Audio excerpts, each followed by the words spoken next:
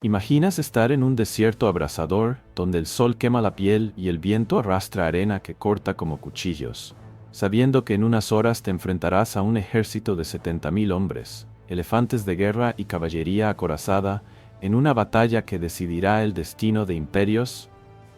Bienvenido al año 217 a.C., en las llanuras de Rafia, donde la mayor confrontación entre los herederos de Alejandro Magno marcó un punto de inflexión en la historia.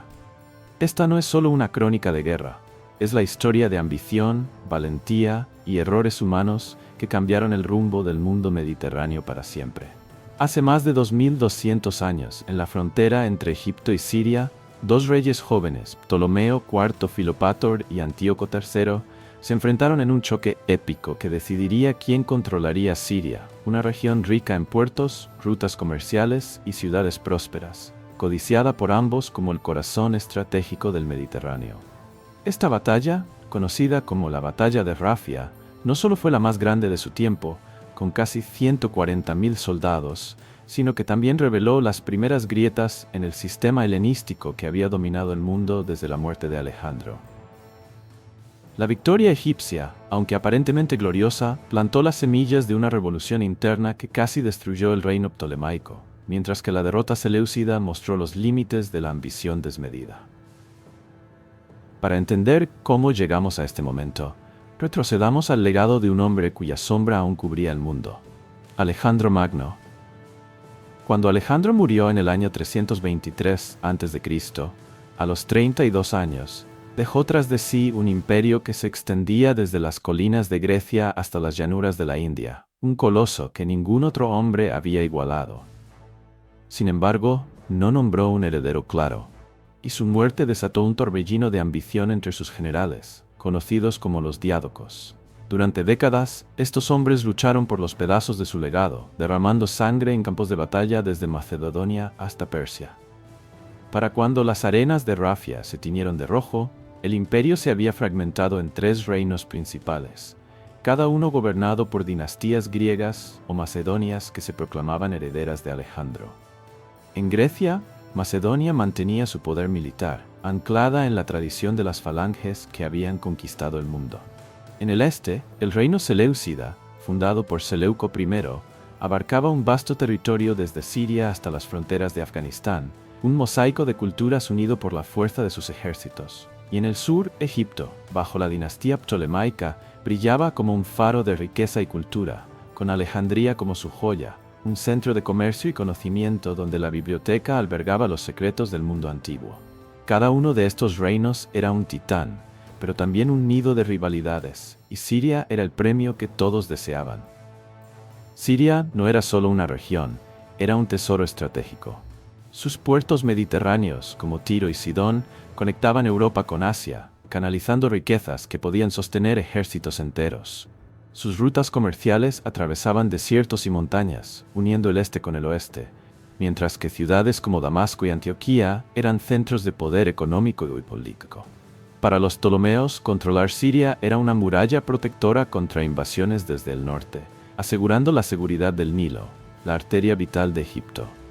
Para los seleucidas, era el eslabón que conectaba sus territorios occidentales con los orientales, desde Anatolia hasta Bactria, y perderla significaría un imperio fracturado. Durante casi un siglo, estas dos potencias habían librado 3 guerras por Siria, conocidas como las guerras sirias, cada una más agotadora que la anterior. La Cuarta Guerra Siria, que culminó en Rafia, estalló cuando un joven rey seleucida, Antíoco III, decidió que era el momento de reclamar lo que consideraba suyo por derecho. Antíoco III aún no había cumplido los 30 años, pero ya se hacía llamar el Grande, un título que buscaba ganarse con conquistas. Había pasado los últimos años reconquistando territorios perdidos en Asia Menor y Persia, demostrando una habilidad militar que evocaba al mismísimo Alejandro. Su ambición era clara: unificar el imperio seleucida bajo su mando y expulsar a los ptolomeos de Siria para siempre. Frente a él estaba Ptolomeo IV Filopator, un rey de apenas 25 años, más conocido por su amor por los banquetes, la poesía y las artes, que por su destreza en el campo de batalla. Heredero del rico reino ptolemaico, Ptolomeo no era un guerrero nato, pero la presión de la guerra lo obligó a salir de los palacios de Alejandría para enfrentarse a un enemigo formidable. Su reino, aunque próspero, estaba debilitado por años de conflictos y tensiones internas, y la amenaza de Antíoco lo obligó a reunir un ejército como nunca antes se había visto. En el verano del año 217 a.C., las llanuras de Rafia, cerca de la frontera entre Egipto y Siria, se convirtieron en el escenario de un enfrentamiento monumental. Bajo un sol abrasador, dos ejércitos colosales se alinearon frente a frente, cada uno un reflejo del poder y la ambición de sus líderes. Ptolomeo había reunido aproximadamente 70.000 hombres, una fuerza diversa que incluía griegos, macedonios, egipcios nativos y mercenarios de todo el Mediterráneo. Al frente de sus tropas estaban 73 elefantes africanos, capturados en expediciones al sur del Nilo, cada uno montado por mamuts nubios e indios que controlaban a las bestias con una precisión asombrosa. La falange macedonia, con sus picas de 6 metros, formaba el núcleo de su ejército, sus escudos brillando bajo el sol, mientras la caballería y los arqueros protegían los flancos. Antíoco, por su parte, comandaba un ejército de unos 62.000 soldados, igualmente formidable, con 102 elefantes indios, más grandes y agresivos, entrenados desde pequeños para la guerra. Sus falanges argiráspidas, con escudos plateados que destellaban como espejos, y su caballería pesada catafracta, cubierta de armaduras de bronce y cuero, eran un espectáculo intimidante. Arqueros cretenses y honderos rodios completaban su fuerza, listos para sembrar el caos con sus proyectiles mortales. Los días previos al combate fueron un baile tenso de estrategia y preparación. Ambos ejércitos enviaron exploradores para estudiar el terreno, buscando colinas para la ventaja táctica, arroyos para el agua o pantanos que pudieran frenar a los elefantes. Los comandantes analizaban cada detalle: el viento que podía desviar las flechas, la posición del sol que podía cegar a los soldados, el suelo arenoso que podía dificultar los movimientos de la caballería. Ptolomeo, asesorado por generales experimentados como Sosibio, desplegó su ejército según el modelo macedonio clásico: falange en el centro, caballería en los flancos, elefantes al frente. Su hermana y esposa Arsinoe, una mujer de carácter fuerte, cabalgaba entre las tropas, arengándolas con discursos que evocaban la gloria de los faraones y la herencia de Alejandro. Antíoco, más audaz, planeaba liderar personalmente una carga de caballería pesada en el flanco derecho. Una táctica arriesgada que había usado con éxito en campañas anteriores. Sus elefantes indios formaban una línea intimidante, y sus arqueros recibieron órdenes de apuntar a los mamuts enemigos para descontrolar a los elefantes africanos. La mañana de la batalla amaneció despejada, con el aire cargado de tensión. Los soldados realizaron rituales a sus dioses. Ptolomeo sacrificó un toro blanco a Zeus, mientras Antíoco ofrecía incienso a Apolo. Los adivinos examinaron las entrañas de los animales, buscando augurios de victoria. Los hombres escribieron cartas de despedida, revisaron sus testamentos y se despidieron de sus compañeros, conscientes de que muchos no verían el atardecer. El aroma del cuero, el metal y el sudor se mezclaba con el humo de los sacrificios, mientras los caballos piafaban y los elefantes barritaban inquietos. Rafia no sería solo una batalla, sería un espectáculo de poder, un choque de titanes que resonaría en las crónicas del mundo helenístico. Pero lo que nadie podía prever era que esta victoria, tan celebrada, llevaría en su seno las semillas de una revolución que cambiaría Egipto para siempre. La historia de Rafia es un recordatorio de que incluso los triunfos más grandes pueden esconder un costo inesperado. Una lección que aún nos habla miles de años después. Bajo un cielo abrasado por el sol del desierto, las llanuras de Rafia se transformaron en un escenario de caos y poder, donde el destino de imperios pendía de un hilo. La batalla de Rafia, librada en el año 217 a.C., comenzó con un estruendo que hizo temblar la tierra. El choque de 175 elefantes de guerra, bestias colosales que levantaban nubes de polvo tan densas que oscurecían el horizonte. Imagina el rugido ensordecedor de los barritos, mezclado con los gritos de los mamuts en lenguas de Nubia, India y Egipto. Mientras los soldados, con el corazón latiendo en los pechos, se preparaban para un enfrentamiento que decidiría no solo el control de Siria, sino el futuro de dos dinastías enfrentadas. Ptolomeo IV Filopator, el joven rey egipcio, Observaba desde su caballo, su rostro pálido bajo el casco corintio. Mientras Antíoco III, el ambicioso seleucida, cabalgaba con la confianza de quien se creía destinado a la grandeza. Este no era solo un combate de ejércitos. Era un duelo de voluntades, una prueba de si la astucia y la preparación podían superar la audacia y el ímpetu. A medida que las trompas de los elefantes resonaban y las picas de las falanges brillaban bajo el sol, Rafia se convirtió en el crisol donde se forjó el destino del mundo helenístico. El combate comenzó, como era tradición en las guerras helenísticas, con el enfrentamiento de los elefantes. Los 73 elefantes africanos de Ptolomeo, más pequeños pero ágiles, cargaron contra los 102 elefantes indios de Antíoco, bestias más grandes y entrenadas desde su nacimiento para la guerra. Cada elefante llevaba una torre de madera en el lomo, repleta de arqueros armados con arcos compuestos, cuyas flechas podían atravesar armaduras a 100 metros. Los colmillos, reforzados con puntas de hierro, relucían como armas letales, capaces de destrozar escudos y corazas. Los mahuts, expertos en el arte de dirigir a estas criaturas, gritaban órdenes en lenguas antiguas, usando varas con puntas de hierro para guiar a las bestias hacia las líneas enemigas. El suelo temblaba bajo el peso de toneladas de carne y hueso, y el polvo se alzaba como una tormenta, cegando a los soldados y confundiendo a los caballos. Pero los elefantes africanos, menos experimentados en batalla, comenzaron a ceder. Algunos, abrumados por el olor extraño de sus primos indios, se giraron en pánico, corriendo hacia sus propias líneas y pisoteando a los soldados ptolemaicos que no pudieron apartarse. El caos inicial parecía favorecer a Antíoco, cuya estrategia dependía de romper las líneas enemigas con el terror de sus elefantes. Sin embargo, los mahuts ptolemaicos, veteranos de campañas anteriores, demostraron su habilidad. Usando comandos precisos y el ancus, esa vara con punta de hierro que tocaba puntos sensibles detrás de las orejas, lograron calmar a la mayoría de sus elefantes y reagruparlos en una línea tambaleante pero resistente.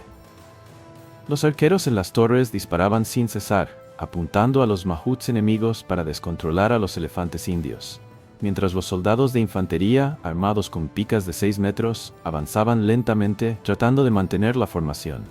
La ventaja inicial de Antíoco no fue tan decisiva como esperaba, y el combate se equilibró, convirtiéndose en un enfrentamiento de resistencia y disciplina. En este momento crítico, Antíoco decidió tomar la iniciativa en el flanco derecho, donde había desplegado su caballería pesada catafracta, una fuerza temida en todo el Mediterráneo.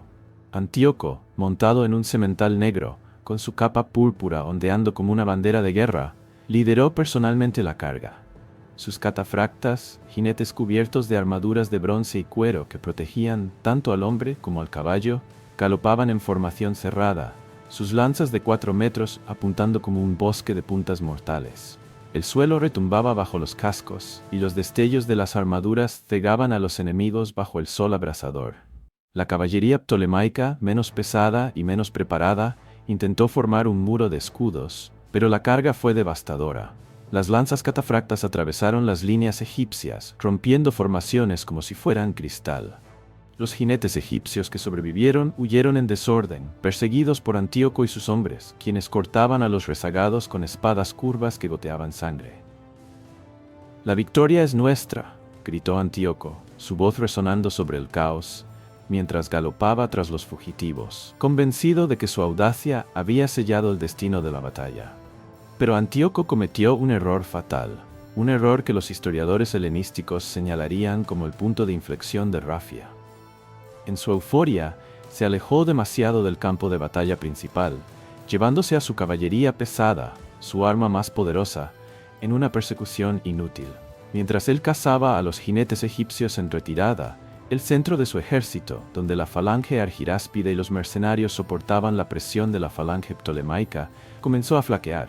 La falange de Ptolomeo, dirigida por el experimentado general Sosibio, avanzaba con una disciplina implacable. Sus arisóforos, soldados armados con picas de 6 metros, movían sus escudos en una formación entrelazada, como las escamas de un dragón, empujando hacia adelante con un ritmo mecánico. Un paso, clavar la pica; otro paso, empujar. Los cascos corintios brillaban, las corazas de lino reforzado resistían los golpes, y las grebas protegían sus piernas de las flechas enemigas. Sosibio, montado en un caballo blanco que lo hacía visible para los mensajeros, coordinaba cada movimiento, enviando refuerzos a los puntos débiles y retirando unidades dañadas antes de que colapsaran. La falange ptolemaica, compuesta por griegos, macedonios y por primera vez un número significativo de egipcios nativos, mostró una resistencia inesperada. Estos soldados egipcios, entrenados en el arte de la falange durante los preparativos para Rafia, luchaban con una ferocidad nacida del orgullo y la necesidad de demostrar su valor. Bajo el sol implacable, avanzaban metro a metro, sus picas perforando las líneas seleucidas, mientras los arqueros y honderos egipcios lanzaban proyectiles para debilitar a los enemigos. La ausencia de Antíoco y su caballería dejó al centro seleucida vulnerable, y los mercenarios, menos disciplinados que los veteranos macedonios, comenzaron a ceder terreno. Primero fue un retroceso lento, con los soldados manteniendo la formación, pero pronto los huecos en la línea se hicieron evidentes. Un soldado tropezó, otro cayó bajo una pica, y la disciplina comenzó a desmoronarse. El momento decisivo llegó cuando la falange ptolemaica rompió el centro seleucida como un martillo que parte una piedra. Los soldados de Antíoco, sin el apoyo de su rey y su caballería, se desmoronaron. El pánico se extendió como un incendio, y lo que comenzó como una retirada ordenada se convirtió en una huida descontrolada. Los oficiales seleucidas gritaban órdenes, tratando de reagrupar a sus hombres, pero los rumores corrían más rápido que los caballos. «Antíoco ha muerto», gritó un soldado. «El rey ha huido», juró otro. En la confusión nadie sabía la verdad y la moral se desplomó. Las trompetas ptolemaicas sonaron la carga general, y los soldados egipcios, galvanizados por la presencia de Arsinoe, quien cabalgaba entre ellos gritando palabras de aliento, avanzaron con renovada furia, persiguiendo a los fugitivos y capturando a los rezagados. Cuando Antíoco regresó de su persecución, con su capa púrpura ahora manchada de polvo y sangre, se encontró con un campo de batalla en caos. Su ejército se desintegraba ante sus ojos. Soldados huían hacia el norte, abandonando armas, escudos y heridos. Los buitres comenzaban a descender en círculos lentos, atraídos por los cuerpos esparcidos en la arena. «Reagrupaos, la batalla no ha terminado», gritó, pero su voz se perdió en el estruendo del colapso. Los ptolemaicos ya controlaban el campo, saqueando el campamento seleucida, donde encontraron oro, provisiones y equipo suficiente para financiar su ejército durante meses. Ptolomeo IV, el rey que prefería los banquetes a las batallas, había logrado una victoria que resonaría en la historia, pero a un costo que aún no podía imaginar. Mientras las arenas de Rafia se teñían de rojo con la sangre de miles, el eco de la victoria ptolemaica resonaba en el desierto. Pero el triunfo de Ptolomeo IV Filopator, aunque monumental, llevaba en su interior un veneno oculto que cambiaría el destino de Egipto. Imagina la escena. El sol comienza a descender, pintando el cielo de tonos anaranjados, mientras los soldados egipcios recorren el campo de batalla, recogiendo espadas rotas, escudos abollados y cuerpos de camaradas caídos. Las trompetas ptolemaicas suenan en señal de victoria, y los prisioneros seleucidas, con las manos atadas, son conducidos en largas filas hacia los campamentos egipcios, donde serán vendidos como esclavos o utilizados como moneda de cambio. Ptolomeo, montado en su caballo, observa desde una colina, su rostro iluminado por una mezcla de alivio y orgullo, mientras su hermana y esposa, Arsinoe, cabalga a su lado, su figura imponente inspirando a los soldados. Pero en este momento de gloria nadie podía prever que la batalla de Rafia, librada en el año 217 a.C., no solo aseguraría Siria para Egipto, sino que también encendería una chispa de rebelión que amenazaría con derribar el trono ptolemaico. El impacto inmediato de la batalla fue devastador para Antíoco III.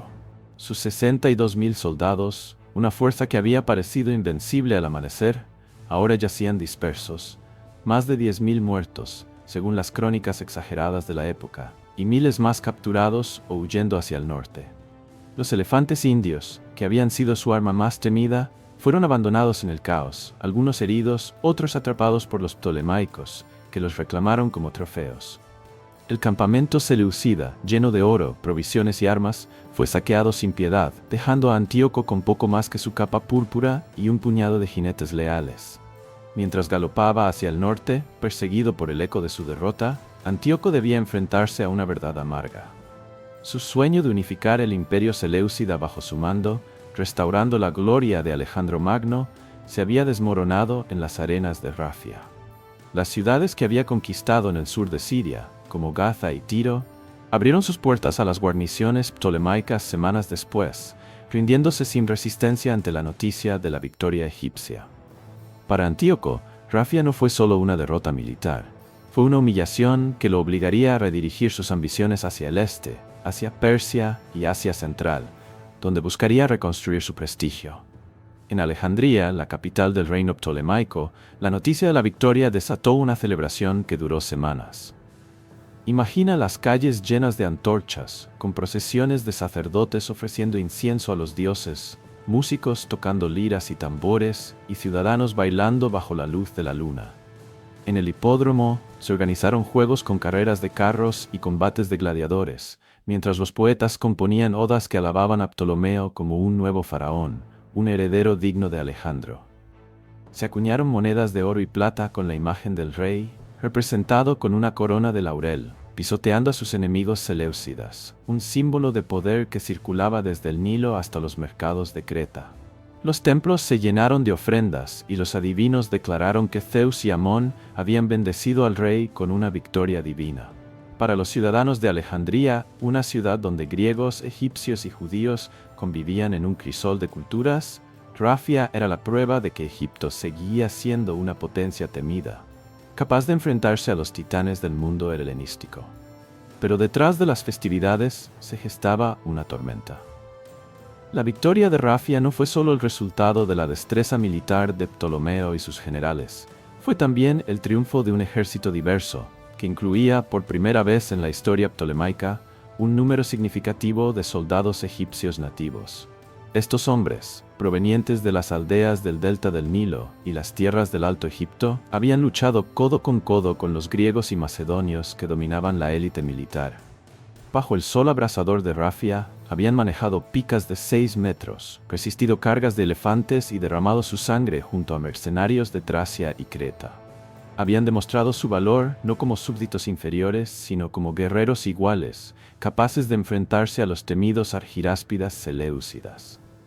Cuando la batalla terminó, estos soldados egipcios regresaron a sus hogares con una nueva conciencia. Habían ganado una guerra para un reino que los trataba como ciudadanos de segunda clase, gobernados por una dinastía extranjera que veneraba la cultura griega y despreciaba las tradiciones del Nilo. En los mercados de Menfis, en las tabernas del delta, en los templos dedicados a Amón y Osiris, los veteranos egipcios comenzaron a hablar. Imagina a un grupo de hombres, con cicatrices frescas en los brazos y el orgullo de la victoria en sus corazones, reunidos alrededor de una jarra de cerveza de cebada. ¿Por qué seguimos siendo campesinos en nuestra propia tierra?, murmuraba uno. Luchamos como los griegos, sangramos como ellos, pero ellos se llevan el oro y nosotros el polvo, decía otro. Habían visto a los macedonios caer bajo las lanzas seleucidas, habían oído los gritos de los heridos sin importar su origen, y habían entendido una verdad poderosa.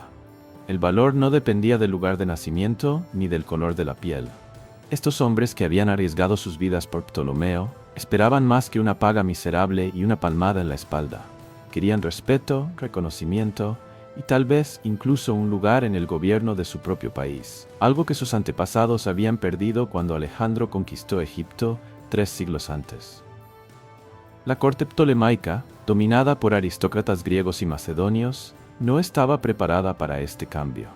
Ptolomeo IV, más interesado en los banquetes y las artes que en las demandas de su pueblo, y sus asesores, como Sosibio, veían a los egipcios nativos como poco más que mano de obra para los campos y las minas.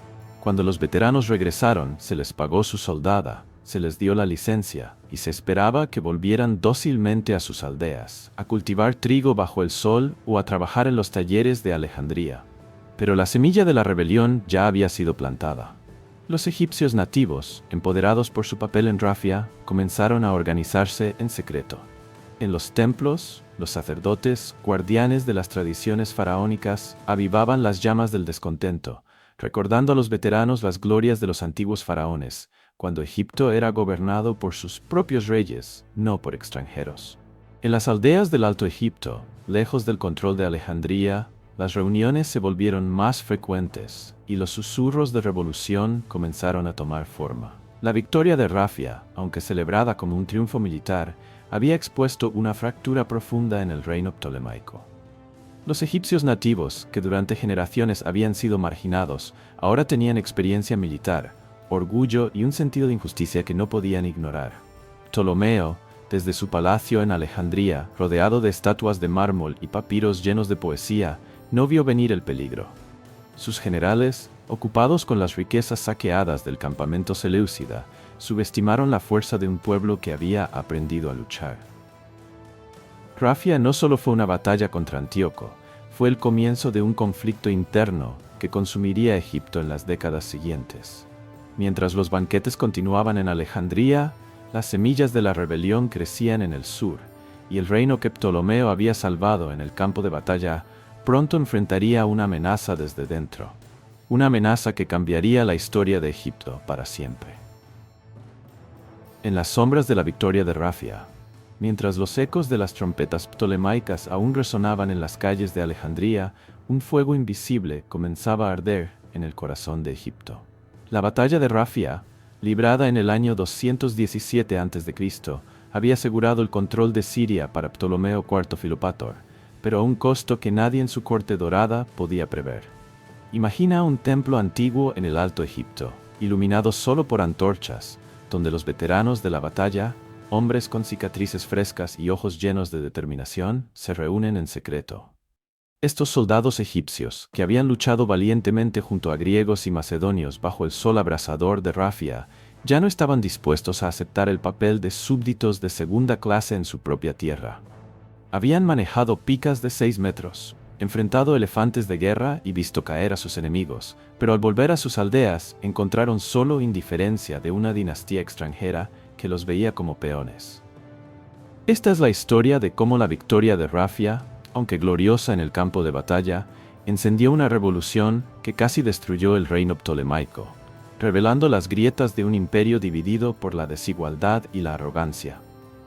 Los veteranos egipcios, que regresaron a sus hogares en el delta del Nilo y las tierras del sur, llevaban consigo más que heridas y recuerdos de guerra. En Rafia, habían aprendido el poder de la disciplina militar, la fuerza de la unidad y la certeza de que su valor igualaba al de los griegos y macedonios que dominaban la corte de Ptolomeo.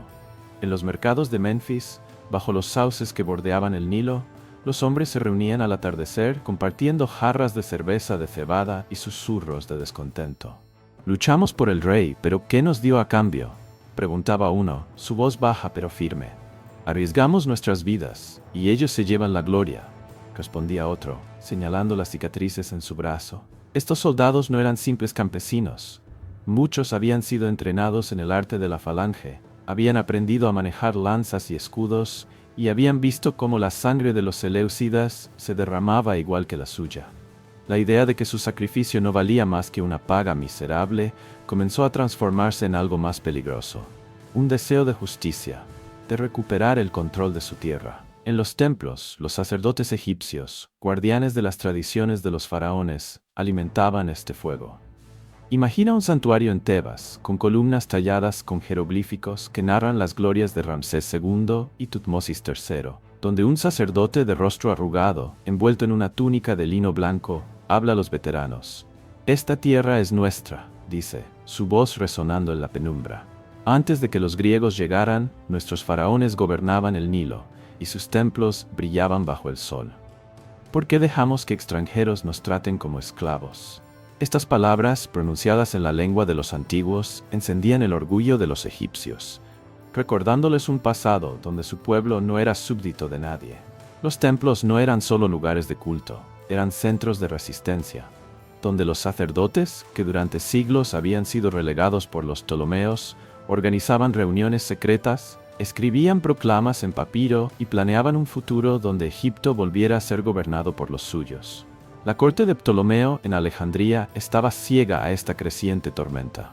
Ptolomeo IV, conocido como Filopator por su amor a su padre, pasaba sus días en banquetes opulentos, rodeado de poetas, músicos y cortesanos griegos que alababan su victoria en Rafia. Las salas de mármol del palacio, decoradas con mosaicos de dioses griegos y escenas de conquistas, resonaban con risas y el tintineo de copas de vino. Sosibio, su astuto general, y otros asesores macedonios administraban el reino con mano firme, pero su desprecio por los egipcios nativos era evidente. Para ellos, los soldados egipcios que habían luchado en Rafia eran herramientas útiles, no ciudadanos con derechos. Cuando los veteranos regresaron, se les pagó con monedas de bronce, se les dio una palmada en la espalda y se les ordenó volver a sus campos y talleres. No se les ofreció tierras, títulos, ni un lugar en la jerarquía militar, como sí ocurría con los mercenarios griegos o macedonios. Esta indiferencia fue un error fatal, como encender una chispa en un campo de hierba seca. En los años siguientes, el descontento creció como una marea. En las aldeas del Alto Egipto, lejos de los ojos de Alejandría, los veteranos comenzaron a organizarse. Imagina una noche sin luna, en una aldea a orillas del Nilo, donde hombres con túnicas polvorientas se reúnen en una choza de adobe. Uno, un antiguo lancero de Rafia, muestra a los demás cómo manejar una lanza improvisada, hecha con una rama y una punta de piedra. Otro, un escriba que conoce los antiguos jeroglíficos, redacta proclamas que llaman a la rebelión, invocando el nombre de Horus, el dios halcón que protegía a los faraones. Estas reuniones no eran caóticas, eran el germen de una revolución organizada, liderada por hombres que habían aprendido estrategia militar en el campo de batalla. Los sacerdotes proporcionaban fondos, obtenidos de las ofrendas de los templos, y los veteranos reclutaban a otros, campesinos cansados de los impuestos ptolemaicos, artesanos frustrados por la falta de oportunidades, y jóvenes que soñaban con un Egipto libre. Para el año 205 a.C., la chispa de Rafia se había convertido en un incendio. En el Alto Egipto, los rebeldes declararon un reino independiente, con su capital en Tebas, la ciudad sagrada de los antiguos faraones. No era una simple revuelta de campesinos desesperados. Era una revolución estructurada, con líderes que se proclamaban faraones y acuñaban monedas con jeroglíficos que evocaban las glorias del reino antiguo. Imagina una moneda de bronce, grabada con el cartucho de un nuevo faraón rebelde, Haronofis, cuyo nombre significaba Horus es victorioso. Estas monedas circulaban en los mercados del sur, desafiando la autoridad de Ptolomeo. Los rebeldes controlaban ciudades clave como Edfú y Asuán, y establecieron un sistema de gobierno que mezclaba tradiciones egipcias con innovaciones administrativas aprendidas de los griegos, como la recaudación de impuestos para financiar ejércitos. Los templos se convirtieron en fortalezas, sus muros de piedra albergando arsenales de lanzas, arcos y espadas improvisadas. La corte ptolemaica, atrapada en su arrogancia, subestimó la magnitud de la amenaza. Ptolomeo, más interesado en componer versos que en gobernar, delegó la respuesta a sus generales, quienes enviaron ejércitos al sur para sofocar la rebelión. Pero los rebeldes, entrenados en Rafia, conocían las tácticas griegas y usaban el terreno a su favor, emboscando a las tropas ptolemaicas en los estrechos valles del Nilo. Imagina un desfiladero rocoso, donde los rebeldes, escondidos tras las rocas, lanzan flechas y rocas sobre los soldados griegos, cuyas armaduras brillan inútilmente bajo el sol. Las victorias iniciales de los rebeldes enviaron ondas de choque a Alejandría, donde los cortesanos comenzaron a murmurar sobre la debilidad del rey. La revolución no solo amenazaba el control del Alto Egipto, ponía en riesgo la estabilidad de todo el reino, ya que los impuestos del sur financiaban la opulencia de la capital. La guerra civil que siguió duró más de 20 años, consumiendo los recursos que Ptolomeo había ganado en Rafia. Mientras los banquetes continuaban en Alejandría, el Alto Egipto se convertía en un campo de batalla, con aldeas quemadas, campos abandonados y familias desgarradas por la violencia. Los rebeldes, liderados por faraones autoproclamados como Anmachis, resistieron con una tenacidad que sorprendió a los ptolomeos. Esta no era solo una lucha por el poder, era una batalla por la identidad, por devolver a Egipto la gloria que había perdido bajo el dominio extranjero. Pero el costo de Rafia, aunque invisible en el momento de la victoria, comenzaba a hacerse evidente, y el reino que Ptolomeo había salvado en el desierto ahora colgaba de un hilo, amenazado por el mismo pueblo que lo había llevado al triunfo. Mientras, las arenas de Rafia se asentaban tras la batalla del año 217 a.C. El reino ptolemaico celebraba una victoria que parecía consolidar su poder en el Mediterráneo, pero en las profundidades de Egipto, las semillas de la revolución sembradas por los veteranos egipcios comenzaban a germinar con una fuerza que nadie en Alejandría podía ignorar. Imagina un amanecer en el Alto Egipto, donde el sol ilumina las columnas de un templo antiguo en Tebas, y un grupo de rebeldes, armados con lanzas improvisadas y escudos de cuero, jura lealtad a un nuevo faraón, un líder surgido de las aldeas del Nilo, decidido a restaurar la gloria de su pueblo. La batalla de Rafia, aunque había asegurado Siria para Ptolomeo IV Filopator, había empoderado a los egipcios nativos, quienes, habiendo probado el sabor de la victoria en el desierto, ahora soñaban con un Egipto libre del dominio griego. Esta es la historia de cómo una victoria militar, celebrada con banquetes y monedas conmemorativas, se convirtió en el catalizador de una rebelión que sacudió los cimientos del reino ptolemaico, revelando la fragilidad de un imperio construido sobre la desigualdad. La rebelión no fue un estallido espontáneo, fue un movimiento cuidadosamente organizado, alimentado por el orgullo y la frustración de los soldados egipcios que habían luchado en Rafia. Estos hombres, que habían manejado picas de 6 metros y resistido la carga de los elefantes indios de Antíoco III, regresaron a sus aldeas con una nueva perspectiva. En los campos del delta, donde el Nilo depositaba su limo fértil, los veteranos compartían historias de la batalla, describiendo cómo sus lanzas habían perforado las líneas seleucidas y cómo habían marchado junto a los mercenarios griegos como iguales. Pero al volver a sus hogares, encontraron las mismas condiciones de siempre: impuestos opresivos que drenaban sus cosechas, gobernadores griegos que los trataban con desprecio y una corte en Alejandría que ignoraba sus sacrificios. Imagina a un agricultor, con las manos callosas por el arado, sentado bajo un sicomoro al atardecer, escuchando a un veterano que describe cómo sostuvo la falange bajo el sol abrasador. «Si podemos derrotar a Antíoco», decía el veterano, «¿por qué no podemos desafiar a los griegos que nos oprimen en nuestra propia tierra?». Los templos del Alto Egipto se convirtieron en el corazón de esta resistencia.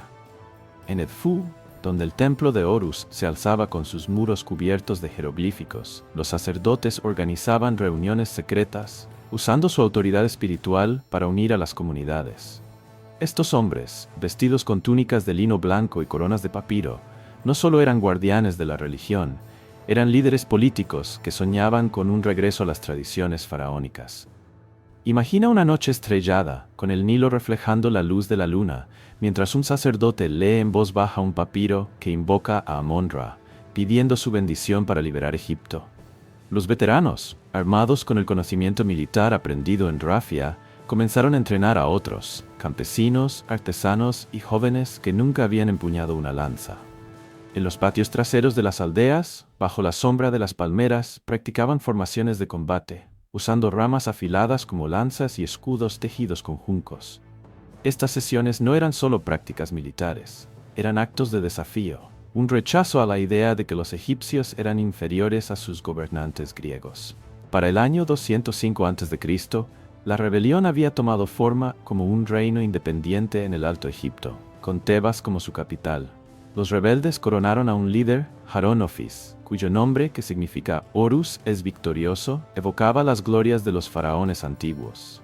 Este no era un simple levantamiento, era una revolución estructurada, con un sistema de gobierno que combinaba las tradiciones egipcias con las lecciones administrativas aprendidas de los ptolomeos. Imagina una plaza en Tebas, llena de comerciantes y sacerdotes, donde se distribuyen monedas de bronce grabadas con jeroglíficos y la imagen de Harónofis, un desafío directo al oro ptolemaico que circulaba en Alejandría. Los rebeldes controlaban ciudades clave como Asuán y Kom-Ombo, fortificando los templos y almacenando grano para resistir los asedios. Los sacerdotes recaudaban tributos de las aldeas, mientras los veteranos organizaban milicias que patrullaban los caminos del Nilo, atacando convoyes ptolemaicos y capturando armas. Esta organización sorprendió a la corte de Alejandría, que había subestimado la capacidad de los egipcios para gobernarse a sí mismos. Ptolomeo IV, desde su palacio en Alejandría, estaba más preocupado por los banquetes que por los rumores de rebelión. Imagina una sala de mármol, con mesas cubiertas de platos de cordero asado, higos y vino importado de Creta, mientras músicos tocan liras y poetas recitan versos en honor al rey victorioso de Rafia. Sosibio, su general más astuto, manejaba los asuntos del reino, pero incluso él no vio la magnitud del problema. Cuando los primeros informes de disturbios llegaron desde el sur, los cortesanos los descartaron como revueltas menores de campesinos descontentos. Pero estas no eran simples revueltas, eran un movimiento coordinado, liderado por hombres que habían aprendido estrategia en el campo de batalla.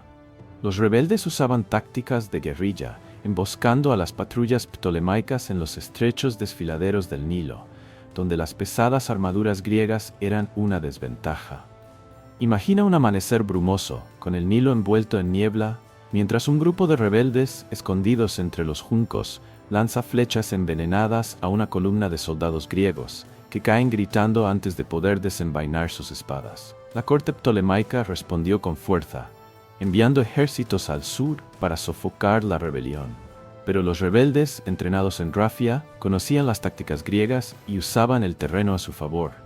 En los desfiladeros rocosos lanzaban rocas desde las alturas, aplastando a los soldados ptolemaicos. En las llanuras del Nilo, formaban pequeñas falanges improvisadas, usando lanzas capturadas para repeler a la caballería. Los templos, con sus muros de piedra, se convirtieron en fortalezas inexpugnables, donde los rebeldes almacenaban alimentos y armas. Imagina un templo en Edfu, sus puertas reforzadas con madera de acacia, mientras los sacerdotes arengan a los defensores, prometiendo la bendición de Horus. Estas victorias iniciales enviaron ondas de choque a Alejandría, donde los cortesanos comenzaron a cuestionar la capacidad de Ptolomeo para mantener el control. La revolución no solo amenazaba el Alto Egipto, ponía en riesgo los impuestos y el grano que sostenían la economía ptolemaica, debilitando la capacidad del reino para financiar ejércitos y mantener su estatus como potencia mediterránea. La guerra civil se prolongó, consumiendo recursos y vidas. Los rebeldes, liderados por faraones como Anchimachis, que sucedió a Jaronofis, resistieron con una tenacidad que sorprendió a los ptolomeos. Imagina una batalla en las afueras de Tebas, con el sol reflejándose en el Nilo, mientras los rebeldes, con lanzas y escudos improvisados, repelen una carga de caballería ptolemaica. Los gritos de los soldados se mezclan con el rugido del río, y los cuerpos caen en la arena, mientras los rebeldes corean el nombre de su faraón. Esta no era solo una lucha por el poder, era una batalla por la identidad, por devolver a Egipto la soberanía que había perdido bajo el dominio extranjero. Pero la corte ptolemaica, aunque debilitada, tenía recursos vastos, y eventualmente, la superioridad militar y la riqueza de Alejandría comenzaron a inclinar la balanza. Sin embargo, el costo de Rafia, que había parecido una victoria gloriosa, ahora se revelaba como una herida abierta en el corazón de Egipto. Cuando los ecos de la batalla de Rafia, librada en el año 217 a.C., comenzaron a desvanecerse en las llanuras del desierto, el reino ptolemaico enfrentó una verdad ineludible. La victoria que había asegurado Siria había encendido una rebelión que amenazaba con consumir Egipto desde dentro. Imagina un atardecer en Tebas, donde el Nilo refleja un cielo rojo como la sangre, mientras los rebeldes, liderados por faraones autoproclamados como Aronofis y Anchimachis, alzan sus lanzas en desafío a la dinastía extranjera que los oprime. Estos hombres, muchos de ellos veteranos de Rafia, habían aprendido el arte de la guerra bajo el sol abrasador, enfrentando elefantes y caballería seleucida, y ahora usaban esas habilidades contra sus propios gobernantes. La revolución en el Alto Egipto no era un simple levantamiento, era un movimiento organizado, con templos convertidos en fortalezas, monedas acuñadas con jeroglíficos y un sueño de restaurar la gloria de los faraones antiguos. Esta es la historia de cómo el triunfo de Ptolomeo IV Filopator en Rafia, aunque celebrado en Alejandría con banquetes y monedas conmemorativas, se convirtió en el catalizador de una guerra civil que duró más de 20 años, drenando los recursos del reino y marcando el principio de su declive. En el Alto Egipto, la rebelión tomó forma con una precisión que sorprendió a la corte ptolemaica. Los veteranos de Rafia, entrenados en la disciplina de la falange macedonia, organizaron milicias que patrullaban los caminos del Nilo, atacando caravanas de grano y emboscando guarniciones griegas. Imagina un amanecer brumoso en un desfiladero cerca de Asuán, donde los rebeldes, escondidos entre las rocas, lanzan flechas envenenadas a un grupo de soldados ptolemaicos.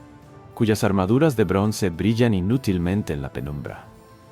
Los líderes rebeldes, apoyados por los sacerdotes de templos como el de Horus en Edfu, usaban su autoridad espiritual para unir a las comunidades. En las noches sin luna, los templos se llenaban de hombres y mujeres que juraban lealtad a un nuevo faraón, cuyas monedas de bronce grabadas con el cartucho de Ankhmachis circulaban como un desafío abierto al poder de Alejandría. Estas monedas no eran solo dinero, eran símbolos de una identidad recuperada, un recordatorio de que Egipto había sido grande antes de la llegada de los griegos. La organización de los rebeldes era impresionante. En ciudades como Komombo y Esna, construyeron almacenes para guardar grano, armas y provisiones, preparándose para largos asedios. Los sacerdotes, con su conocimiento de escritura y administración, redactaban proclamas que se leían en los mercados, llamando a los campesinos a unirse a la causa. Imagina una plaza polvorienta, llena de aldeanos con túnicas de lino, escuchando a un escriba que lee un papiro. Horus nos guía. El Nilo es nuestro, levantémonos contra los extranjeros que roban nuestra tierra. Los veteranos entrenaban a los reclutas en tácticas aprendidas en Rafia, enseñándoles a formar falanges improvisadas con lanzas de madera y puntas de piedra. Las mujeres, a menudo ignoradas por los historiadores, jugaban un papel crucial, cosiendo túnicas para los combatientes, preparando alimentos y transportando mensajes entre aldeas bajo la cobertura de la noche. Esta resistencia no era solo militar, era una afirmación de la identidad egipcia, un rechazo a 3 siglos de dominio extranjero. En Alejandría, la corte de Ptolomeo permanecía ajena al peligro creciente. El rey, sumido en banquetes interminables, pasaba sus días en el palacio, rodeado de cortesanos que recitaban poesía y músicos que tocaban liras de marfil. Imagina una sala iluminada por lámparas de aceite, con mesas cubiertas de higos, pan de trigo y vino de Chipre, mientras Ptolomeo, con una corona de laurel, escucha a un poeta que alaba su victoria en Rafia.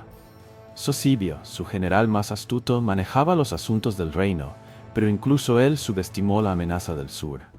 Los informes de rebeliones eran tratados como molestias menores, y los cortesanos creían que un par de expediciones militares aplastarían a los campesinos rebeldes. Pero los rebeldes no eran simples campesinos. Eran hombres entrenados, organizados y motivados por un propósito que iba más allá de la supervivencia. Querían un Egipto gobernado por egipcios. Las primeras expediciones ptolemaicas al Alto Egipto fueron desastrosas. Los soldados griegos, acostumbrados a luchar en llanuras abiertas con falanges y caballería, se encontraron atrapados en los estrechos valles del Nilo, donde los rebeldes usaban tácticas de guerrilla. Imagina una columna de soldados ptolemaicos, con sus cascos corintios y corazas de lino, marchando por un sendero angosto, solo para ser atacados desde las alturas por arqueros escondidos. Las flechas, algunas untadas con veneno de escorpión, caían como lluvia, y las rocas rodaban desde los acantilados, aplastando a los hombres antes de que pudieran desenvainar sus espadas.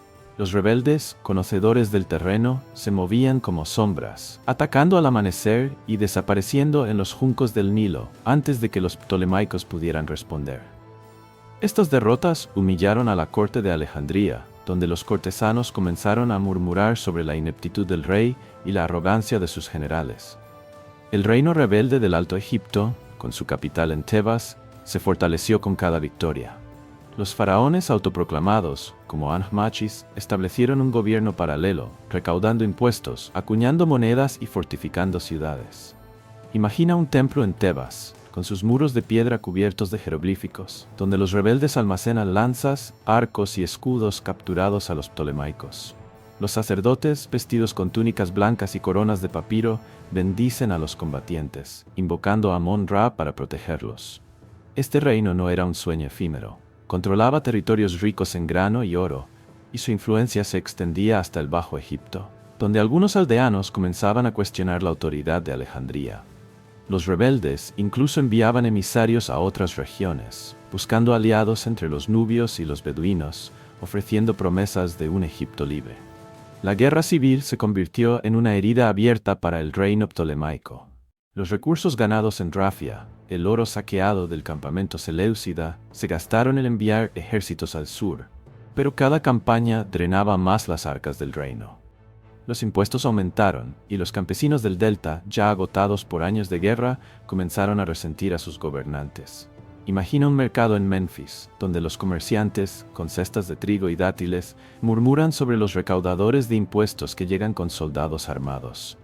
La opulencia de Alejandría, con sus palacios de mármol y su biblioteca llena de papiros, parecía cada vez más lejana para los egipcios comunes, que veían a los griegos como extranjeros que vivían a costa de su trabajo.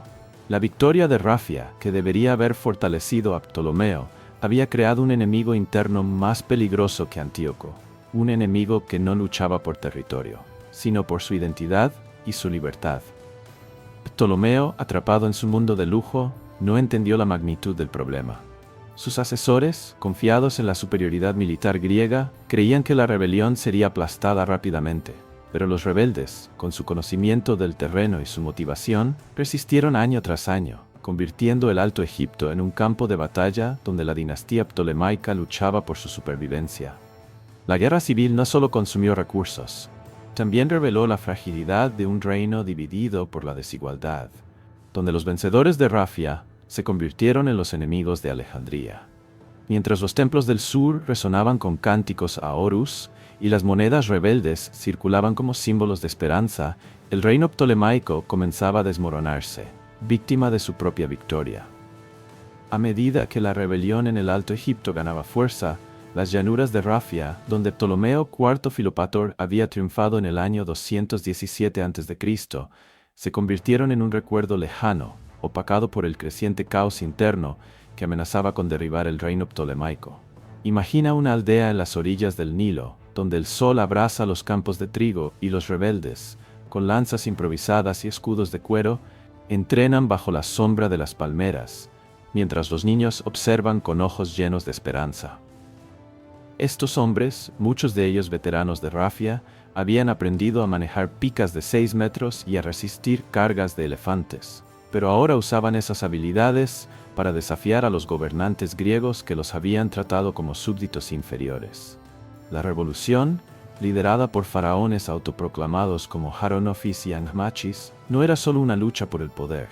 Era un grito por la identidad egipcia, un intento de recuperar la gloria de un pueblo que había sido marginado durante 3 siglos. Esta es la historia de cómo la victoria de Rafia, aunque celebrada con banquetes en Alejandría, se convirtió en una chispa que encendió una guerra civil que duró más de 20 años, drenando la riqueza y la estabilidad del reino ptolemaico. En el Alto Egipto, el reino rebelde de Tebas se fortalecía con cada día que pasaba. Los templos, con sus muros de piedra tallados con jeroglíficos, se convirtieron en centros de resistencia, donde los sacerdotes organizaban a los combatientes y recaudaban tributos para financiar la revolución. Imagina un patio en el templo de Amón en Karnak, donde un sacerdote, con una túnica blanca y una corona de papiro, bendice a un grupo de rebeldes antes de una incursión. Los veteranos de Rafia, con cicatrices que narran su valentía, entrenaban a los nuevos reclutas, enseñándoles a formar falanges improvisadas con lanzas de madera y puntas de piedra. Las mujeres, esenciales para la causa, cosían túnicas de lino y preparaban pan de cebada para los combatientes, mientras los niños llevaban mensajes entre aldeas, corriendo descalzos por los senderos del Nilo para evitar las patrullas ptolemaicas. Estas comunidades no solo luchaban, vivían con un propósito, un sueño de un Egipto gobernado por egipcios, libre del yugo de Alejandría. Los rebeldes no solo dependían de la fuerza militar, también usaban la propaganda para ganar el apoyo de las aldeas. En los mercados de Edfu y Asuán, los escribas distribuían papiros con proclamas que invocaban a los dioses antiguos, como Horus y Osiris, prometiendo un retorno a las glorias del reino antiguo. Imagina una plaza llena de comerciantes, con cestas de dátiles y pescado seco, escuchando a un orador que lee un papiro. El Nilo es nuestro, sus aguas nos dieron vida antes de los griegos, y volveremos a ser libres bajo un faraón verdadero. Estas palabras resonaban en los corazones de los campesinos, que pagaban impuestos cada vez más altos para financiar las guerras de Ptolomeo. Las monedas rebeldes grabadas con el cartucho de Anmachis circulaban como símbolos de resistencia, desafiando las monedas de oro ptolemaicas que mostraban a Ptolomeo con una corona de laurel. Cada moneda era un acto de desafío, una declaración de que el Alto Egipto no se sometería. En Alejandría, la corte de Ptolomeo IV permanecía atrapada en su opulencia, ciega al peligro que crecía en el sur. Imagina una noche en el palacio, con lámparas de aceite iluminando mosaicos de dioses griegos, mientras cortesanos beben vino de Creta y escuchan a músicos que tocan liras de marfil. Ptolomeo, con su rostro pálido y su corona de oro, recita versos sobre su victoria en Rafia, mientras Sosibio, su general, planea nuevas campañas para sofocar la rebelión. Pero las expediciones ptolemaicas al Alto Egipto seguían fallando. Los soldados griegos, entrenados para luchar en llanuras abiertas con falanges y caballería, se encontraban en desventaja en los estrechos valles del Nilo, donde los rebeldes usaban tácticas de guerrilla. Imagina un amanecer en un desfiladero rocoso, con la niebla envolviendo el río, mientras los rebeldes, escondidos en las alturas, lanzan rocas y flechas sobre una columna de soldados ptolemaicos. Los cascos corintios brillan bajo el sol naciente, pero las flechas envenenadas y las rocas aplastan a los hombres antes de que puedan responder. La guerra civil se convirtió en un drenaje constante para el reino ptolemaico. Los recursos ganados en Rafia, el oro saqueado del campamento seleucida, se gastaban en enviar ejércitos al sur, pero cada campaña terminaba en derrota o en costosos empates. Los impuestos aumentaron, y los campesinos del Bajo Egipto que ya soportaban cargas pesadas, comenzaron a resentir a sus gobernantes. Imagina un mercado en Memphis, donde los comerciantes, con cestas de trigo y lino, murmuran contra los recaudadores de impuestos que llegan con soldados armados. ¿Por qué pagamos por las guerras de los griegos?, pregunta un anciano, mientras aprieta un puñado de monedas ptolemaicas. La opulencia de Alejandría, con sus palacios de mármol y su biblioteca llena de papiros, parecía cada vez más distante para los egipcios comunes, que veían a los ptolomeos como extranjeros que vivían a costa de su trabajo. La rebelión en el Alto Egipto no solo amenazaba el control del sur, ponía en riesgo la economía del reino, ya que los granos del Nilo eran la base de su riqueza. Los rebeldes, liderados por faraones como Anfmachis, resistieron con una tenacidad que sorprendió a la corte ptolemaica. En Tebas, organizaron un gobierno paralelo, con tribunales que resolvían disputas, almacenes que guardaban grano y milicias que patrullaban los caminos. Imagina una calle en Tebas, con casas de adobe alineadas junto al Nilo, donde un escriba registra los tributos en un papiro, mientras los soldados rebeldes, con lanzas capturadas, vigilan desde un templo fortificado. Los sacerdotes, con su autoridad espiritual, mantenían la moral alta, celebrando ceremonias en honor a Amon-Ra, donde los combatientes juraban lealtad al nuevo faraón. Estas ceremonias no eran solo rituales, eran actos de resistencia, un recordatorio de que los rebeldes luchaban por algo más grande que ellos mismos, la identidad de un pueblo que había sido oprimido durante generaciones. La corte ptolemaica, aunque debilitada, no estaba dispuesta a ceder. Sosibio, con su mente astuta, organizó nuevas campañas, enviando ejércitos más grandes al sur, reforzados con mercenarios de Tracia y Creta. Pero los rebeldes, conocedores del terreno, seguían resistiendo, usando emboscadas y ataques nocturnos para desgastar a los ptolemaicos. Imagina una noche sin luna, con el Nilo brillando bajo las estrellas, mientras un grupo de rebeldes con túnicas oscuras se desliza entre los juncos para atacar un campamento ptolemaico. Las antorchas se apagan, los gritos llenan la noche, y los soldados griegos, atrapados en sus pesadas armaduras, caen bajo las lanzas improvisadas. Estas victorias, aunque pequeñas, alimentaban la esperanza de los rebeldes, que soñaban con un Egipto libre, gobernado por un faraón que hablara su lengua y honrara a sus dioses. La guerra civil, que comenzó como una chispa encendida en Rafia, se convirtió en una lucha que consumió el reino ptolemaico. Los recursos se agotaban, los campos quedaban sin cultivar, y la moral en Alejandría comenzaba a decaer. Ptolomeo, atrapado en su mundo de lujo, no entendía la magnitud del problema, pero sus cortesanos comenzaban a temer que el reino, que había brillado como una joya en el Mediterráneo, estuviera al borde del colapso. La victoria de Rafia, que debería haber sido el pináculo del reinado de Ptolomeo, se había convertido en una maldición, una lección de que incluso los triunfos más grandes pueden llevar consigo las semillas de la destrucción. Con el paso de los años, la guerra civil desencadenada por las secuelas de la batalla de Rafia, librada en el año 217 a.C., convirtió al reino ptolemaico en un campo de batalla interno, donde la gloria de la victoria sobre Antíoco III se desvanecía bajo el peso de la rebelión. Imagina un amanecer en el Alto Egipto, donde el Nilo brilla como un espejo de plata, mientras los rebeldes, liderados por faraones autoproclamados como Ankhmachis, marchan con lanzas improvisadas, sus rostros endurecidos por la determinación de liberar su tierra del dominio griego. Estos hombres, muchos de ellos veteranos de Rafia, habían aprendido el arte de la guerra enfrentando elefantes y falanges seleucidas, pero ahora usaban esas habilidades para desafiar a los ptolomeos, quienes desde Alejandría seguían ignorando la magnitud de la amenaza. La revolución, alimentada por el orgullo de los egipcios nativos y el respaldo de los sacerdotes, no era solo una lucha por el poder. Era un grito por la identidad, un intento de restaurar un Egipto gobernado por su propio pueblo. Esta es la historia de cómo la victoria de Rafia, aunque celebrada como un triunfo militar, se convirtió en el catalizador de una guerra civil que consumió el reino ptolemaico durante más de 20 años, dejando cicatrices que nunca sanarían. En el Alto Egipto, el reino rebelde de Tebas se consolidó como una fuerza formidable. Los templos, con sus muros de piedra cubiertos de jeroglíficos que narraban las glorias de los faraones antiguos, eran más que lugares de culto. Eran fortalezas donde los rebeldes almacenaban armas, grano y esperanzas. Imagina un patio en el templo de Karnak, iluminado por antorchas, donde un sacerdote de túnica blanca bendice a un grupo de combatientes, mientras un escriba registra en un papiro los planes para una nueva emboscada. Los veteranos de Rafia, con cicatrices que contaban historias de valor, entrenaban a los jóvenes, enseñándoles a manejar lanzas de madera con puntas de piedra y a formar falanges improvisadas.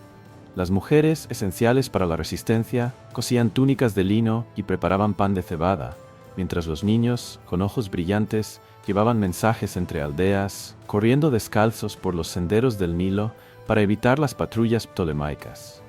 Este movimiento no era un caos de campesinos descontentos, era una revolución organizada, con líderes que soñaban con un Egipto libre, donde los dioses del Nilo fueran honrados por un faraón nativo. La propaganda rebelde era tan poderosa como sus armas. En los mercados de Asuán y Edfu, los escribas distribuían papiros que invocaban a Horus y Osiris, llamando a las aldeas a unirse a la causa. Imagina una plaza polvorienta, llena de comerciantes con cestas de dátiles y pescado seco, escuchando a un orador que alza un papiro. El Nilo nos dio vida antes de los griegos, y volveremos a ser libres bajo un faraón verdadero. Estas palabras resonaban en los corazones de los campesinos, agotados por los impuestos ptolemaicos que drenaban sus cosechas. Las monedas rebeldes, grabadas con el cartucho de Ankhmachis, circulaban como símbolos de resistencia, desafiando las monedas de oro de Ptolomeo, que mostraban al rey con una corona de laurel. Cada moneda era un acto de desafío, una declaración de que el Alto Egipto no se sometería. Los rebeldes también enviaban emisarios a los nubios y beduinos, ofreciendo alianzas y promesas de un Egipto unido, fortaleciendo su causa con redes que se extendían más allá del Nilo. En Alejandría, la corte de Ptolomeo IV permanecía atrapada en un mundo de opulencia y negación. Imagina una sala de banquetes en el palacio, con mesas cubiertas de cordero asado, higos y vino de Creta, mientras músicos tocan liras de marfil y poetas recitan odas a la victoria de Rafia. Ptolomeo, con su rostro pálido y su corona de oro, se deleita en la adulación, mientras Sosibio, su general astuto, intenta manejar la crisis del sur. Pero los informes de rebeliones eran tratados como molestias menores, y los cortesanos creían que la superioridad militar griega aplastaría a los campesinos rebeldes. Esta arrogancia fue un error fatal. Los rebeldes, entrenados en Rafia, usaban tácticas de guerrilla que los ptolemaicos no podían contrarrestar. Imagina un desfiladero rocoso, envuelto en niebla, donde los rebeldes, escondidos entre las rocas, lanzan flechas envenenadas y rocas sobre una columna de soldados griegos, cuyas armaduras de bronce brillan inútilmente bajo el sol naciente. Las campañas ptolemaicas al Alto Egipto eran cada vez más costosas. Los ejércitos enviados al sur, reforzados con mercenarios de Tracia y Creta, se enfrentaban a un enemigo que conocía el terreno mejor que ellos. Los rebeldes usaban los estrechos valles del Nilo para emboscar a las tropas, atacando al amanecer y desapareciendo en los juncos antes de que los ptolemaicos pudieran responder. Imagina una noche sin luna, con el Nilo brillando bajo las estrellas, mientras un grupo de rebeldes con túnicas oscuras se desliza entre los juncos para atacar un campamento ptolemaico. Las antorchas se apagan, los gritos llenan la noche, y los soldados griegos, atrapados en sus pesadas armaduras, caen bajo las lanzas improvisadas. Estas victorias, aunque pequeñas, alimentaban la moral de los rebeldes, que veían cada ataque como un paso hacia la libertad. Los templos, con sus muros de piedra, se convirtieron en fortalezas inexpugnables, donde los rebeldes almacenaban alimentos y armas, resistiendo asedios que duraban meses. La guerra civil drenaba los recursos del reino ptolemaico a un ritmo alarmante. El oro saqueado del campamento seleucida en Rafia se gastaba en pagar mercenarios, preparar armas y enviar ejércitos al sur, pero cada campaña terminaba en derrota o en empates costosos. Los impuestos aumentaron y los campesinos del Bajo Egipto, que ya soportaban cargas pesadas, comenzaron a resentir a sus gobernantes. Imagina un mercado en Memphis, donde los comerciantes con cestas de trigo y lino murmuran contra los recaudadores de impuestos que llegan con soldados armados.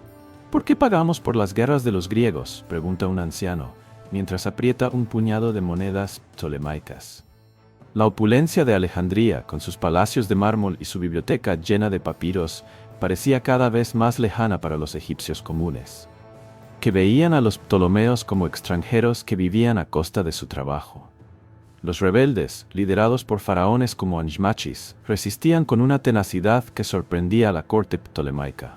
En Tebas organizaron un gobierno paralelo, con tribunales que resolvían disputas, almacenes que guardaban grano y milicias que patrullaban los caminos. Imagina una calle allá en Tebas, con casas de adobe alineadas junto al Nilo, donde un escriba registra los tributos en un papiro, mientras los soldados rebeldes, con lanzas capturadas, vigilan desde un templo fortificado. Los sacerdotes, con su autoridad espiritual, mantenían la moral alta, celebrando ceremonias en honor a Amon-Ra, donde los combatientes juraban lealtad al nuevo faraón. Estas ceremonias no eran solo rituales, eran actos de resistencia, un recordatorio de que los rebeldes luchaban por algo más grande que ellos mismos, la identidad de un pueblo que había sido oprimido durante generaciones. La guerra civil, que comenzó como una chispa encendida en Rafia, se convirtió en una lucha que consumió el reino ptolemaico. Los recursos se agotaban, los campos quedaban sin cultivar, y la moral en Alejandría comenzaba a decaer. Ptolomeo, atrapado en su mundo de lujo, no entendía la magnitud del problema, pero sus cortesanos comenzaban a temer que el reino, que había brillado como una joya en el Mediterráneo, estuviera al borde del colapso. La victoria de Ra debería haber sido el pináculo del reinado Ptolomeo, se había convertido en una maldición, una lección de que incluso los triunfos más grandes pueden llevar consigo las de la destrucción.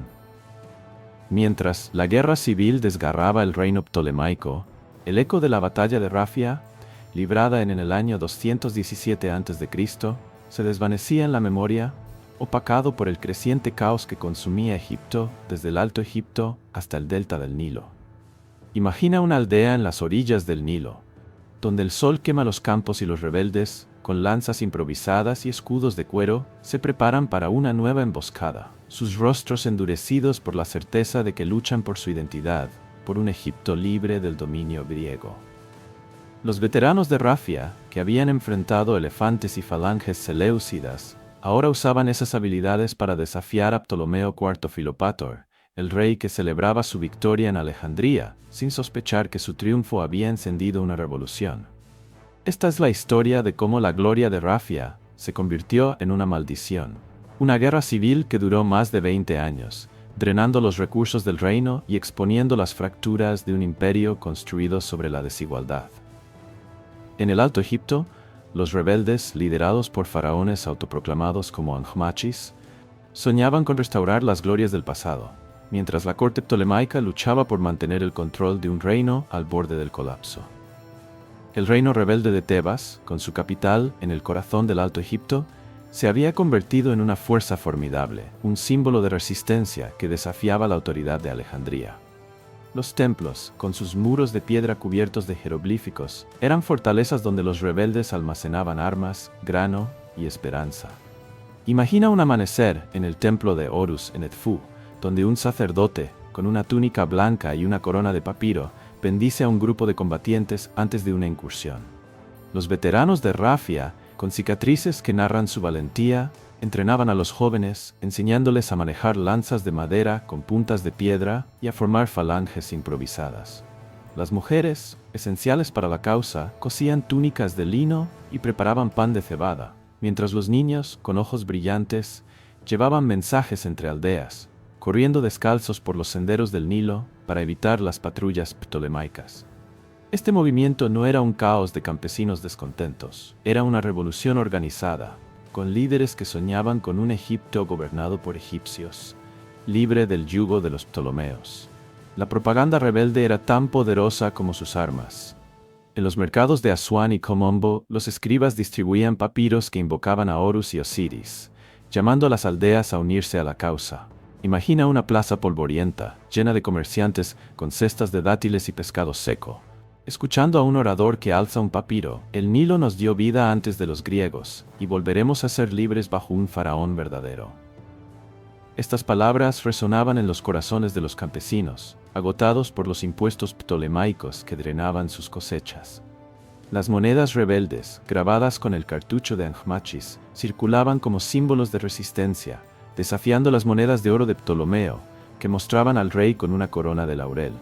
Cada moneda era un acto de desafío, una declaración de que el Alto Egipto no se sometería. Los rebeldes también enviaban emisarios a los nubios y beduinos, ofreciendo alianzas y promesas de un Egipto unido, fortaleciendo su causa con redes que se extendían más allá del Nilo. En Alejandría, la corte de Ptolomeo IV permanecía atrapada en un mundo de opulencia y negación.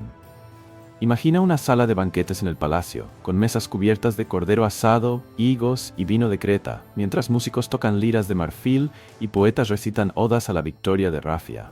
Ptolomeo, con su rostro pálido y su corona de oro, se deleita en la adulación, mientras Sosibio, su general astuto, intenta manejar la crisis del sur.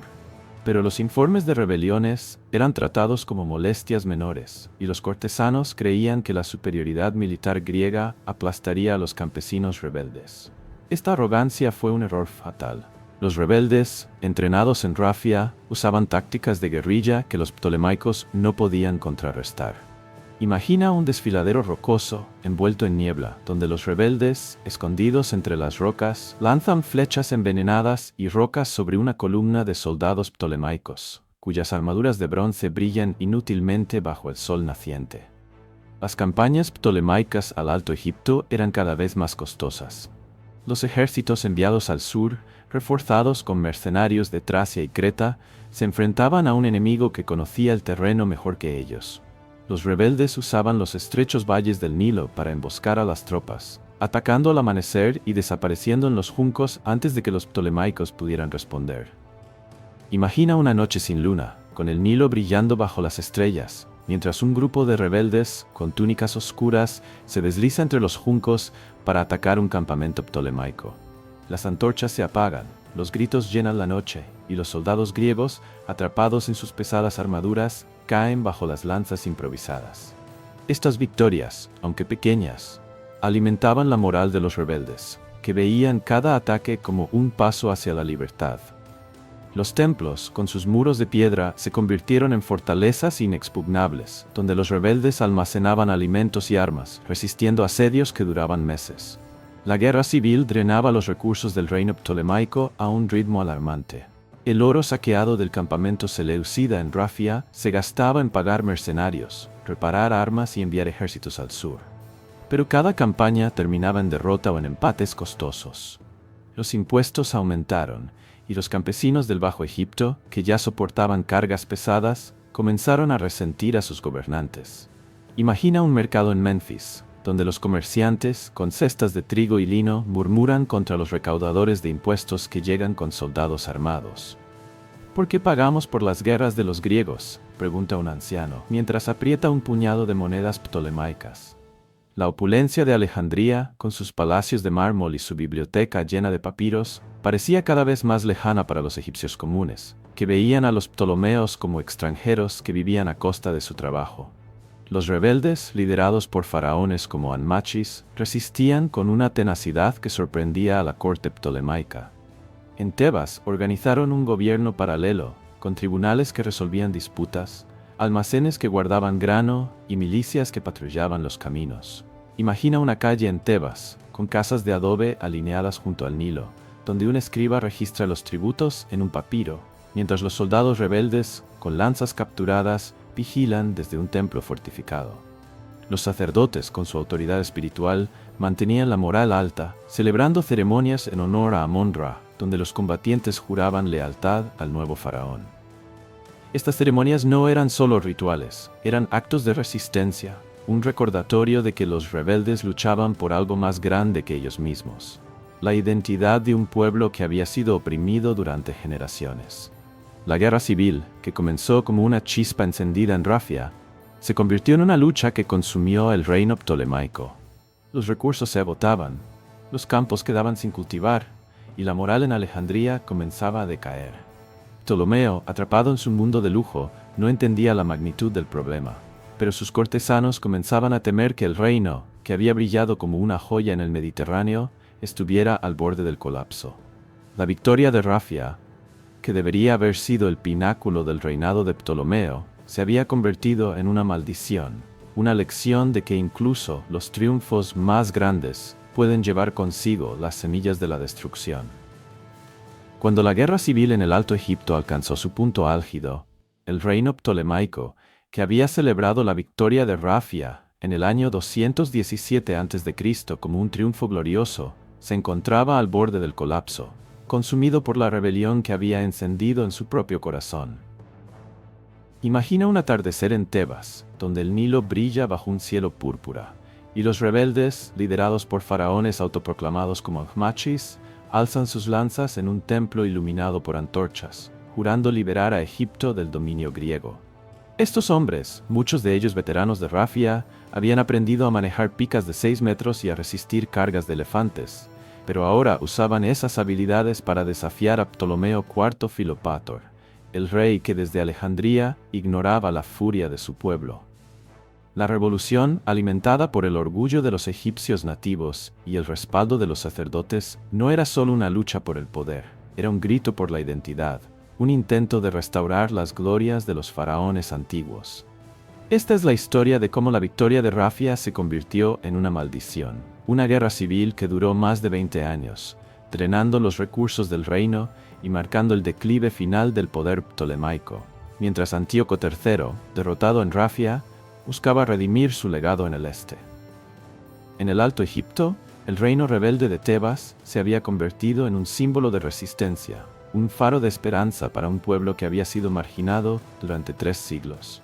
Los templos, con sus muros de piedra cubiertos de jeroglíficos, eran fortalezas donde los rebeldes almacenaban armas, grano y sueños de libertad. Imagina un patio en el templo de Karnak, donde un sacerdote, con una túnica blanca y una corona de papiro, bendice a un grupo de combatientes antes de una incursión. Los veteranos de Rafia, con cicatrices que narran su valentía, entrenaban a los jóvenes, enseñándoles a manejar lanzas de madera con puntas de piedra y a formar falanges improvisadas. Las mujeres, esenciales para la causa, cosían túnicas de lino y preparaban pan de cebada, mientras los niños, con ojos brillantes, llevaban mensajes entre aldeas corriendo descalzos por los senderos del Nilo para evitar las patrullas ptolemaicas. Este movimiento no era un caos de campesinos descontentos. Era una revolución organizada, con líderes que soñaban con un Egipto gobernado por egipcios, libre del yugo de los ptolomeos. La propaganda rebelde era tan poderosa como sus armas. En los mercados de Asuán y Edfu, los escribas distribuían papiros que invocaban a Horus y Osiris, llamando a las aldeas a unirse a la causa. Imagina una plaza polvorienta, llena de comerciantes con cestas de dátiles y pescado seco, escuchando a un orador que alza un papiro. El Nilo nos dio vida antes de los griegos, y volveremos a ser libres bajo un faraón verdadero. Estas palabras resonaban en los corazones de los campesinos, agotados por los impuestos ptolemaicos que drenaban sus cosechas. Las monedas rebeldes, grabadas con el cartucho de Ahmachis, circulaban como símbolos de resistencia, desafiando las monedas de oro de Ptolomeo, que mostraban al rey con una corona de laurel. Cada moneda era un acto de desafío, una declaración de que el Alto Egipto no se sometería. Los rebeldes también enviaban emisarios a los nubios y beduinos, ofreciendo alianzas y promesas de un Egipto unido, fortaleciendo su causa con redes que se extendían más allá del Nilo. En Alejandría, la corte de Ptolomeo IV permanecía atrapada en un mundo de opulencia y negación.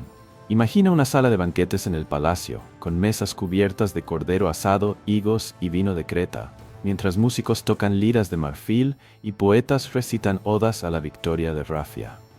Ptolomeo, con su rostro pálido y su corona de oro, se deleita en la adulación, mientras Sosibio, su general astuto, intenta manejar la crisis del sur.